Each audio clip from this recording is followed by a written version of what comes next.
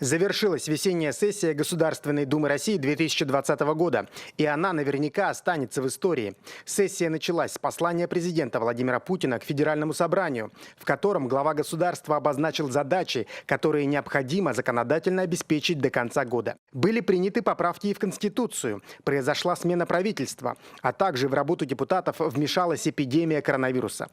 Об итогах непростой весенней сессии 2020 года мы поговорили с депутатом Госдумы Галиной Данчиковой. Галина Иннокентьевна, добрый день. Добрый день. Многие эксперты уже отмечают, что вот эта весенняя сессия 2020 года, она войдет в историю. Это и пандемия коронавируса, это и внесение поправок в Конституцию страны. Вот как вам работалось в таких условиях? Я соглашусь с вашим вопросом о том, что на самом деле эта весенняя сессия, она войдет в историю, исходя из того, что первое, что произошло на начале нашей сессии, это, конечно же, послание президента Российской Федерации Владимира Владимировича Путина, которое озвучено было, и в послании достаточно серьезные меры поддержки были обозначены для семей с детьми, увеличение пособий, изменение возрастной категории по выплатам. Очень серьезные предложения были озвучены для субъектов, которые должны были со своей стороны предпринимать меры. И мы должны были в очень короткий период сформировать законодательную базу. И, конечно, вопросы, связанные с тем, чтобы та задача, которая была поставлена в национальных проектах, она была еще раз нам озвучена в послании. Плюс, как вы знаете, что когда мы с вами все услышали послание президента, у нас новое правительство.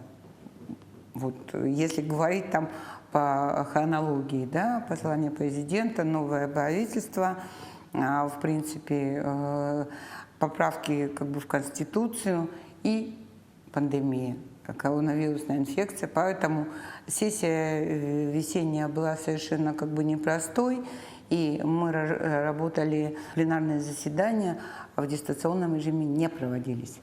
Все пленарные заседания по принятию законов в рамках выполнения послания президента, принятия оперативных мер по коронавирусной инфекции, помощи в первую очередь гражданам, экономике, предприятиям, все принималось в очном режиме.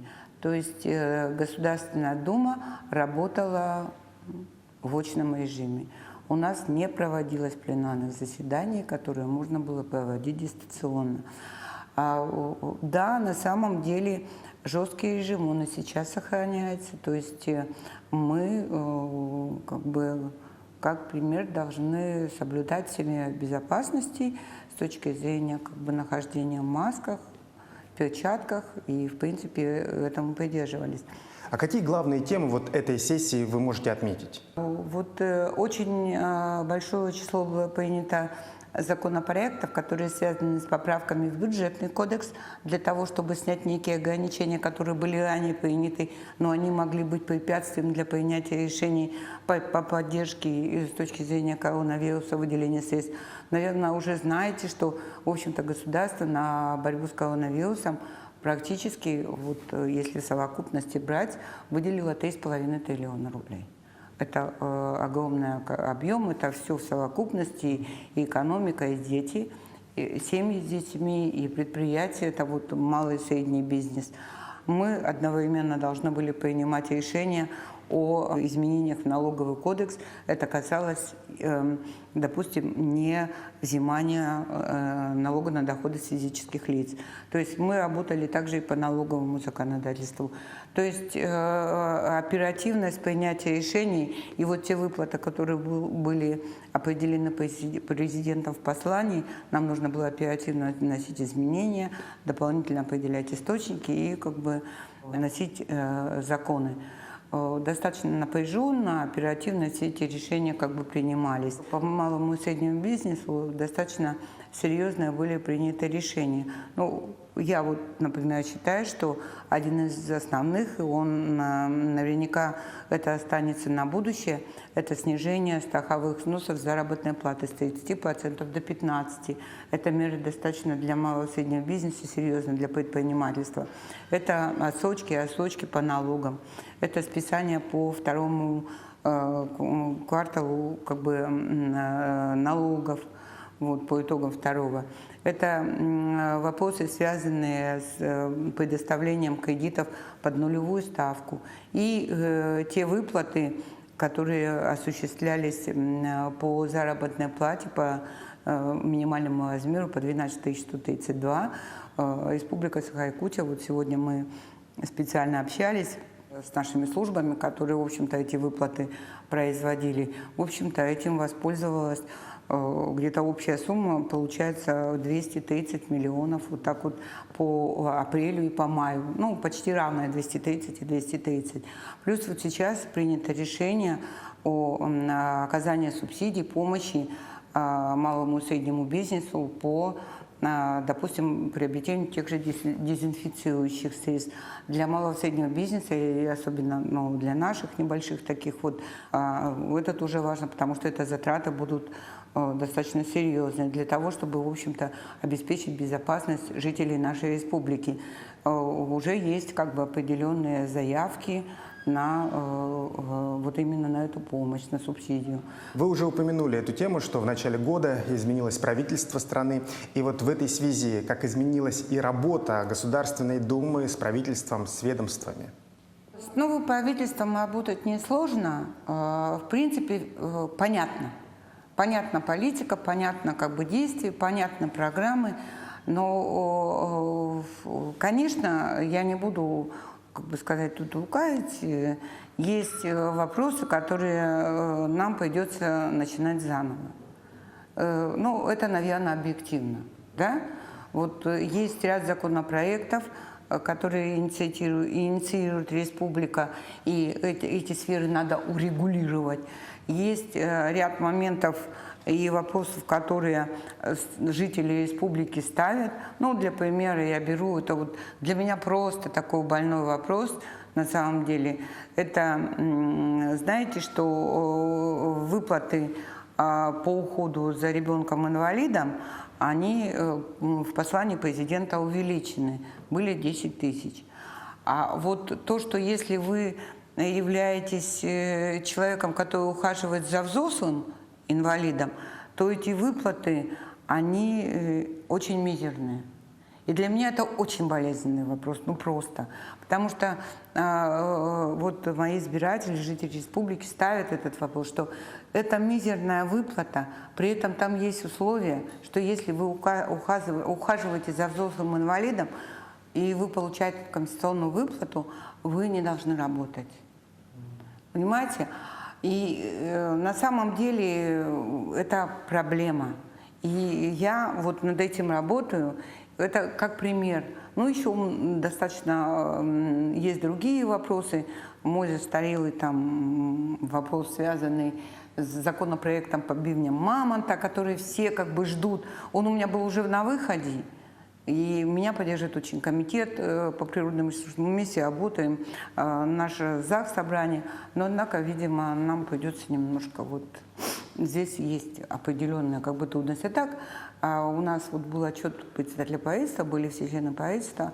У нас очень конструктивная работа с правительством Российской Федерации, с министерствами.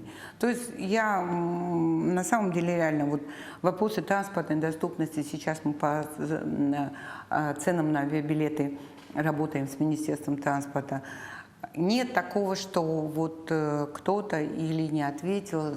Прямые звонки, разговоры с министрами, обозначение проблем. Нормальная такая работа, как бы вот. Я вообще прихожу к мнению, что если очень захотеть, то всего можно добиться. Если оно нормально и аргументировано, и реально эта проблема есть. И что мы из себя, как вот субъекта, не перекладываем это на чьи-то другие плечи. А это требует регулирования на федеральном уровне. Вот мы проводили работу также с федеральным центром, когда сделали перечень системы образующих предприятий. Вот сейчас задачу мне поставил Арсений Сергеевич поработать как бы с Министерством транспорта, есть там определенные вопросы.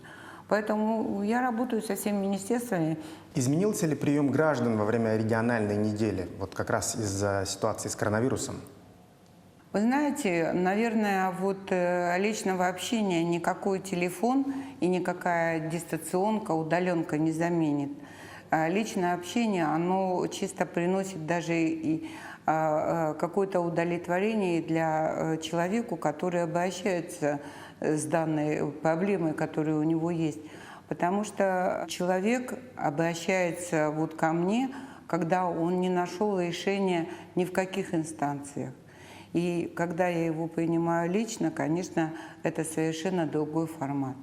И ничего не заменит, никакие формы, там, новые технологии не заменят личного общения, потому что человек вот не чувствует вот эту вот связь между как бы, мной там, и с собой. Даже если мне не удается решить его вопрос положительно, в рамках действующего законодательства, либо есть очень такие вопросы, они связаны с деятельностью правоохранительных органов, да? Но он чувствует, что его услышали, и, в принципе, ему дали рекомендации, и он может как бы дальше свою проблему решить.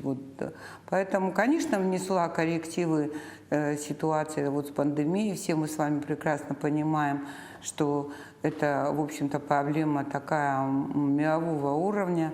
А какие именно для себя вы отмечаете изменения именно формата такого общения с избирателями?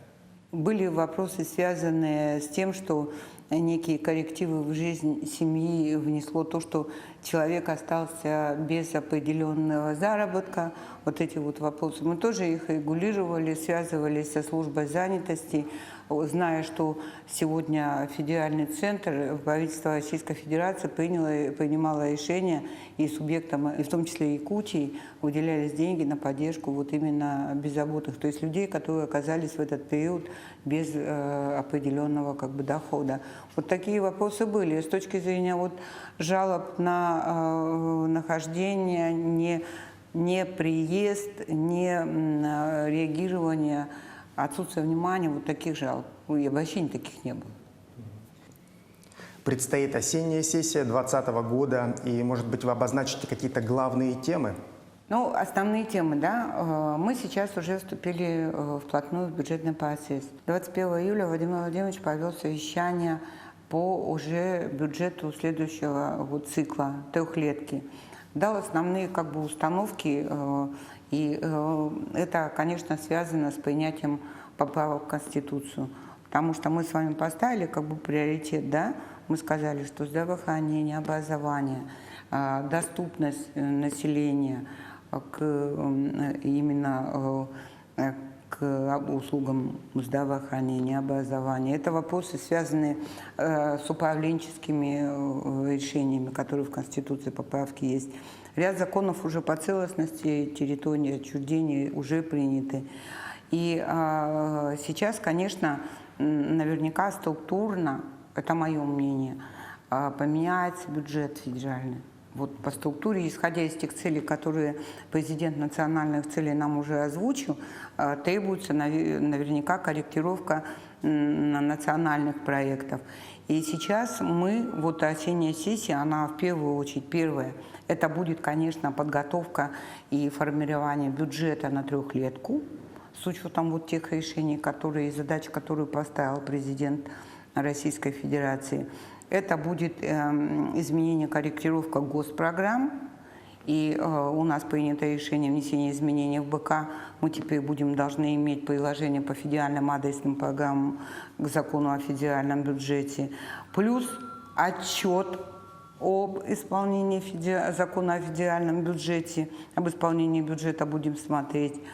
И вот поставлена задача в самое ближайшее время, в сентябре, провести большие слушания по основным направлениям бюджетной, налоговой политики. И, конечно, то, что интересует нас как субъект, это межбюджетные отношения. Конечно, здесь вот для нас это очень-очень важное направление, как это будет меняться. И, конечно, те законопроекты и законы, которые нам нужно будет ту законодательную базу обеспечить в рамках исполнения послания президента. Я думаю, очень много будет работы с точки зрения подготовки к задачам и целям, которые поставил президент. Галина Иннокентьевна, спасибо вам за интересную беседу. Спасибо. Спасибо. Всего доброго вам. Здоровья вам.